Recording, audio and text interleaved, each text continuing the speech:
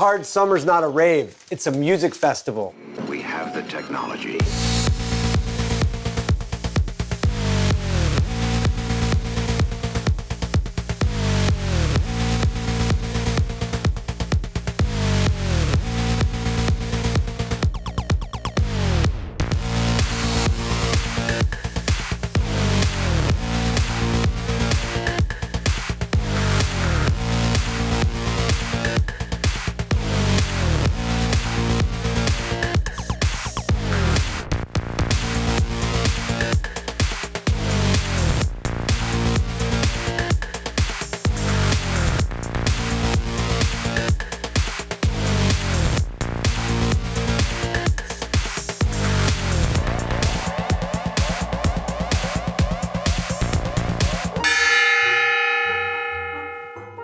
Everybody, welcome to this group session. Electronic music's about discovery. People are ready to go at hard at 11 in the morning. You know, the doors open. They're like me. They're in it to win it. They want to rage when they go there. This is the most open-minded audience that I know. People that are searching out good music just like me, you know, when they come to Hard, they're always going to see something that next year is going to be big. For this festival, it's hand-picked. You know, it really is curated by me. Gary, he's a businessman, creator, producer. He's all of the above. I got involved in electronic music early on. My dad, you know, was on the radio. He was playing stuff like Kraftwerk, Africa Bambaataa, a lot of rap music. And when I got into electronic music, early 90s, the main event was a midnight warehouse party. You get a map, you'd be on a wild goose chase. You'd see someone like Robert Downey Jr. there, Madonna. When the party would end at like 4 in the morning, everyone would come to my apartment and mess up our apartment. And I kind of got the idea, well, instead of coming to our apartment, why don't we just go to a club down the street and keep going? We started this club called The Sermon, and we would go to the underground midnight party on Saturday, and we would dress up like priests. And we'd be like, come to The Sermon, and we would hand them the address. Gary was dating my best friend back in those days. When I went to my first party in 1990, I felt like I found a place where I could express myself. I got very involved with all the club kids and drag queens. I used to make my own costumes. And we didn't have a DJ, so I just started DJing. All of a sudden we had 40 people, then 80 people, and then all of a sudden we had 6 in the morning, we had a line around the block. I felt like the underground music scene at that point was kind of getting played out. It wasn't what I had signed up for, and started to become a place for like underage kids to like drink and party, and got away from being like this cool underground LA scene and went to work for Rick Rubin. And so from like 1993 till about 2006, I was in the record business. I decided I'll try one more time to DJ and promote an event. Aoki helped me kind of come up with the name, and Steve said he would play the first one. Steve had a club going on back then too. What he was doing was really in that same vein. He said, I'll play your show, but I don't like the name. And he just blurted out, I think we should call it Hard On. The first thing in my head was Hard On. I don't know why I thought that. I was just like, Hard On, harder, something like that. Eventually just became Hard, which was actually such a great name for the festival at the time because the sound of the festival was hard. It was edgy, it was different, it was the alternative to what was actually commercially out there as festivals. This is like for the fringe. 3, 2, 1, Happy New Year! And that was the first Hard event in 2007. When I went around looking at what was going on musically in 2006, 2007, and there was so much great music, Crystal Castles and Justice and Boys Noise, and when I would go out to the festivals or clubs, no one was booking it. Why is anyone booking Justice? This music's incredible. So I kind of felt like I had a lane. Okay, I can build something that's different than what's already going on. That was a very special period of time. Electro was blowing up, but it was still totally underground. The sound was raw, the sound was hard. It's not commercial. At the same time, had no choice but to like look into what we're doing because we're creating so much noise. This whole idea of like festival culture around DJs was becoming more of a real thing. I like music that like a 15-year-old kid likes. You know, in your face, ballsy. The third one that year, 2008, was the Hard Haunted Mansion. And it was the perfect storm because I managed to book Dead Mouse and Crystal Castles when they were like kind of lower in the poster, with Justice, with Too Many DJs, with everybody. It was Halloween. DJ AM was there. He goes, you gotta come see my costume. I went to his dressing room and he had on a Daft Punk. He had the head and the jacket, he had everything. So when he went on, he started playing all Daft Punk songs. He had a leather jacket and had his own name inscribed on his back, DJ AM Funk. And he was, he was rocking his set the way he would rock a set. He was scratching and mixing and doing amazing turntable skills while he's mixing electro and a lot of Daft Punk. His set was crazy. I think a lot of people were like, wait, Daft Punk's up there playing right now? Everybody Really thought that Daft Punk was there. And then I started freaking out because I'm like, oh my God, like, they're gonna get mad at me, like I didn't plan this, like I'm not trying to trick my audience. And then about 40 minutes into the set, he took the helmet off. Right after that, Dead Mouse went on. And just a lot of things happened at that show where I think we finally arrived. Before that, I think a lot of the promoters, especially in LA, were like laughing at me. And then after that, everyone tried to book all those acts. Before that, no one was paying attention to what I was doing.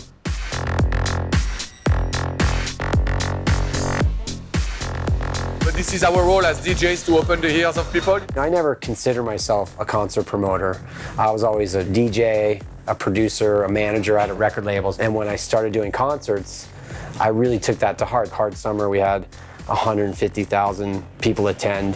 What really feels different about Hard events is it feels very much from the heart of an artist. And when that happens, people do things that they don't normally do. And you find artists letting their guard down and performing in a way that they don't normally, Being a DJ has become kind of like a superstar. It's like pop music. But the root of dance music culture is very much weird people who like music and who like staying up all night, getting to know each other and playing for each other and impressing each other. And that's what he's managed to tap into. It's very much an organic expression of musical joy. Our year revolves around like probably 20 smaller events that we do, mostly United States. LA is our big ones. We have 2 big festivals. And then Holy Ship's always our kind of vacation / third large event. Summer, Halloween, and then Holy Ship. In my mind, they're all kind of the same, It's trying to just bring a lot of unique artists together. When I first started Hard, I was a little behind the scenes. Am I a businessman or am I an artist? I'm kind of both. To me as a promoter, my job is to teach people about new music and get these artists that no one knows to go buy their tickets and come see them play live. And I think that's what I've done over the 9 years of booking Hard. My biggest joy of anything that I do other than having kids and my wife is finding a new guy who's 18 years old that no one knows and all of a sudden having him be like the biggest guy in the world. He respects the old school culture and the new school culture, so he'll book a 19-year-old kid that just has like 200,000 downloads on SoundCloud, but he'll also book like Giorgio Moroder, like old school people that should be respected. We've tried all kinds of them. We've got Bootsy Collins, Block Party, The Weeknd, Ice Cube, Giorgio Moroder. My first show in Los Angeles was the show with Gary. To be honest, it was an incredible moment when he asked me to perform. I checked the names of the other DJs and they were all #1 DJs, and I said, okay.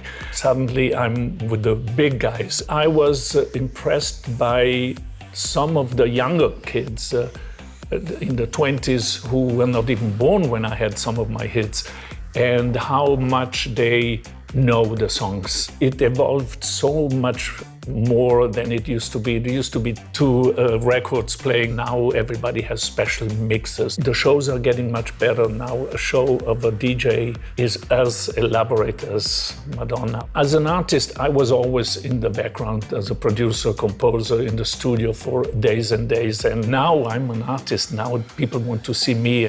I think there's like a family aspect to a lot of what Hard does.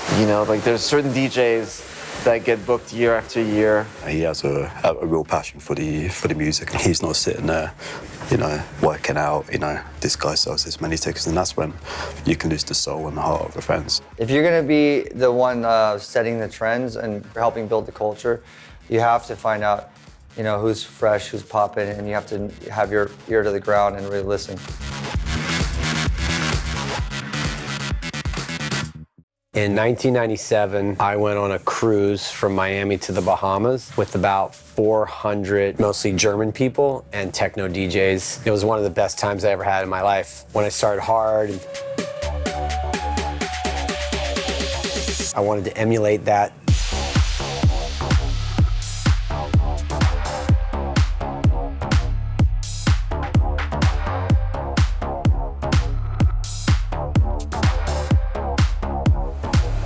Best 4 days of my life. This has become somewhat of a ritual, you know? It's just become part of my year and a way to start the year. You know, they're so committed to music. It's 4 days out in the ocean. I'm sure it's not cheap. This is a one-of-a-kind experience. 4,000 or 5,000 people on the boat, partying hard, dancing. Of course, only can come out of an American mind. When you're on a ship, just the general motion throws everyone around, and you know, you can't tell if you're dancing or if the boat's making you dance. We're all on the same vibe with the beat as well as the motion of the ocean. You're in like a giant metal can for 4 days. There's nowhere to go. I love Holy Ship, but it's hard party. All I gotta say is, did you really bring your girlfriend to the Holy Ship?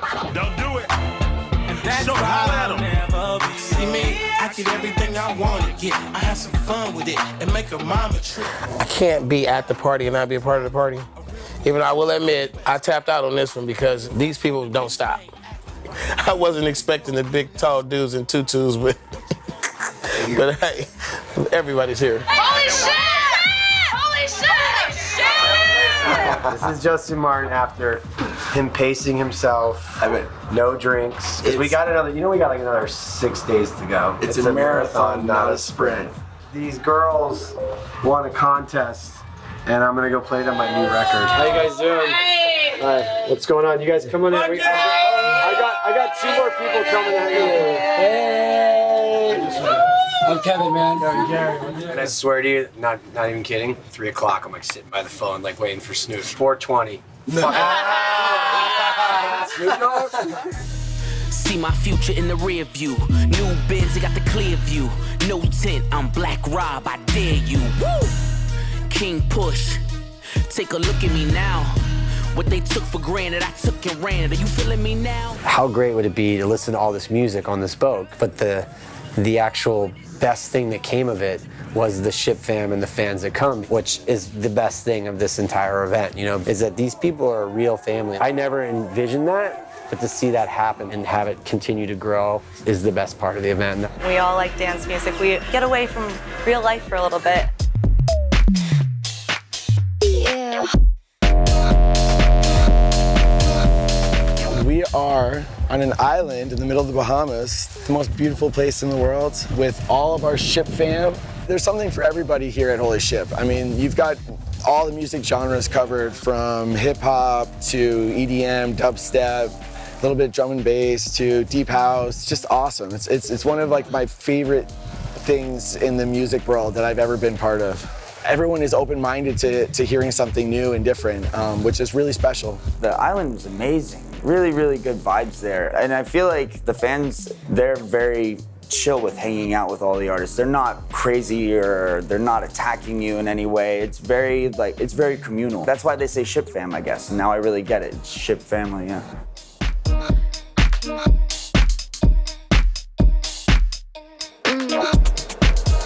You just connect on such a huge level.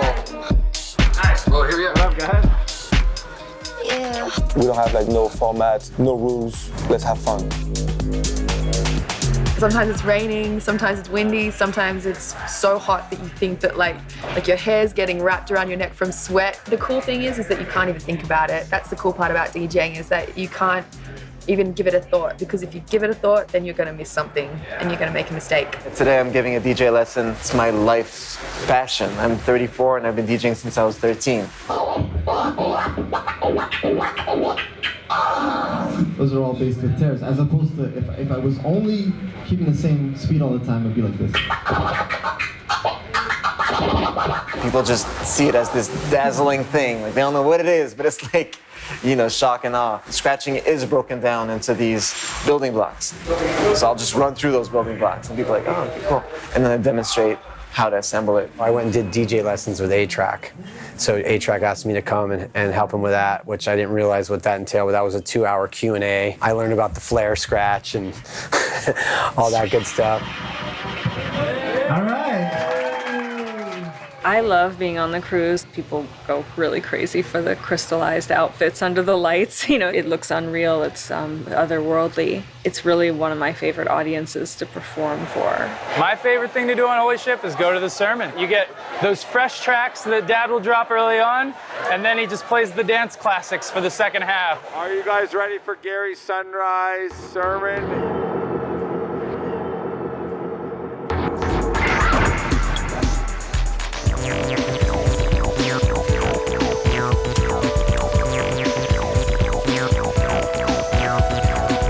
The sermon is like a meditation, you know, and sometimes it's bad weather, it's windy, and everybody's dancing together all night. The sun comes up over the ocean and it feels like a cleansing. The boat feels different the day after the sermon. It's like all the borders are dropped between everybody. Everybody's let out whatever they needed to let out, and they're kind of different the next day. My game plan with the sermon is, so I start at like 6. So from that like 6 to 7 or 5:30 to 7 is really that no man's land. And I play like just techno that's like why you're kind of like, why am I up? But then the sun comes out and then I flip the music to like happy chords and I play from like 7 to 9, like 2 or 3 hours of like all the hit records from the last 20 years. Last night, the sermon was really cool. Gary plays until 8 a.m. and we watched the sunrise together. I lasted till about 7:30 and then I had to KO. Gary literally, on the last night after the sermon, we were upstairs in the artist bar and Gary was like, yo, like, let's go downstairs and just knock on some kids' rooms and just go say, hey, have a drink. I was like, all right. So me and Justin and Gary went down and we just knocked on the door of these kids' rooms and they open it and they're like, Destructo, what are you doing here? And they're literally in their pajamas in bed and we just come in and like sit on their bed, and it's those things, because literally anything is possible on this boat, anything. And that's the reason that they do trust Gary, because this doesn't happen anywhere else, nowhere else.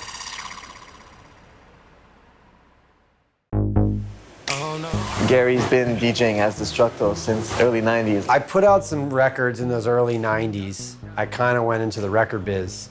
And instead of me really being the artist, I was more like the label or the manager. So when I started Hard in 2007 and started DJing, and if you look on the first Hard, I'm on the bottom line. I slowly but surely kind of worked my way up the roster. My dad was always like, put yourself on the top. He's a great DJ. I love his name, Destructo. I kind of realized pretty quickly that if I'm gonna really take the DJ serious, I need to start putting out some of my own music again. I met these guys, they're called Oliver. I went in the studio with them and we cranked out some tracks like right away. Wow.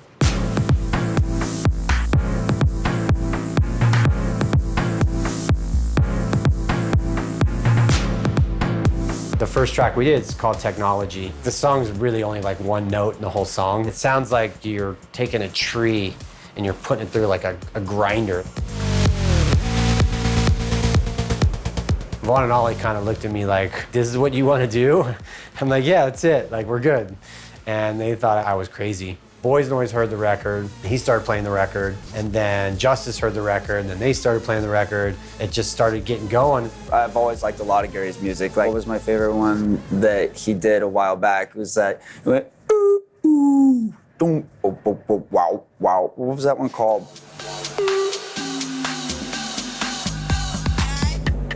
Oh, Higher.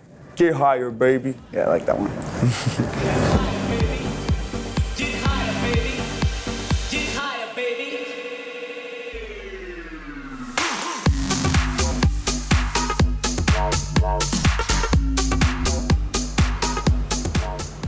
I thought, if I'm gonna spend this much time in the studio making these records, I should probably put some words on them. I was telling Vaughn and Ollie that I want to do more rap stuff, and then they were like, well, you should meet this guy, Wax Motif. We were starting to figure out a sound, like house, but like rap, and no one was really doing it. I got hooked up with YG. He introduced me to Ty Dolla $ign. The next thing you know, Warren G's there. Kind of just started getting on a roll, and over the last 2 years, we made a song that's called Party Up. I wanna party, I wanna do all freaky things. I need a bitch that will do the kinky thing. When you say G-House, I think it's pretty easy for people to understand what it is. Dr. Dre had G-Funk, we got G-House. You take that West Coast rap and you put it over house music, and that's what you got. I'm Destructo, and we're on the video shoot for my video For Real with my boys Ty Dolla $ign and McConan, downtown LA, making some movie magic. I go in with like my dude Wax and we make all these beats. The day after Hard Summer, I went over to Ty's pad and I played him this tune. Conan's gonna be on it. Yeah, that's accurate. When it was popping, the shit popping. Yeah. His music had a certain funk to it that I can relate to. With these funky bass lines, and the tempo is like, you know, it's friendly to like a rapper's. Gary has a really strong link to West Coast hip hop, and he's really brought that together with his history of rave and electronic. He goes that extra mile to get original verses from rappers and bring rappers on tour with him. It really resonates with people. Rap and electronic music, I think, has been around since like the Jungle Brothers, since the beginning. You know, rap is kind of G-House, in my opinion, because it's got electronics. All rap music's made with electronics. For the last like year, I've been cruising around. We got Pusha T, we got E40 and Too Short, Snoop, Freddie Gibbs, Problem. Like, I'm calling my album Renegade because I feel like all of us are renegades because we're blending lots of different genres together. I kind of relate to the record Renegades of Funk, Africa Bambaataa, and like how Rage did a cover of that, Breaking Barriers, and we're just trying to do something different than what everyone else is doing. Basically just been, you know, making lots of tunes and going out and trying to get vocals, going to studios, late nights, sometimes coming up with crap, other times crushing it. And they decided, let me get E40 and Too Short on the same song. It came out hot. Short is here. Why you wanna party with a bunch of squares when you can hang with us? We wild and dangerous. All night. We go mania all night. Like, I'm just a fan. So to be in the studio with Too Short, going to E40's house, every song has a story. Every person I work with is an adventure. It's come full circle because, you know, I used to just listen to Too Short when I was in high school, and then making a song with him, having him at the event, then performing with him. I never even imagined that could have happened. It was pretty cool. I think everybody was feeling it. If you said rap on a country western record or a rock record, I'm all for the blending of genres, but this one is one that I was looking forward to. It's cool to see him out of his comfort zone, and then me taking all those fans that aren't normally like listening to just rap out of their comfort zone and like bring it together. For me, more than anything, it just feels fresh, and we're just blazing our own path. I love how he's bringing back a lot of old hip-hop masterminds. It's great to see them coming back into the scene and being a part of ours as well. He called us out to perform with him at Hard. I'm an OG, so to have the young fans get excited and tell you, I want to see you. An artist like me doing this for so long,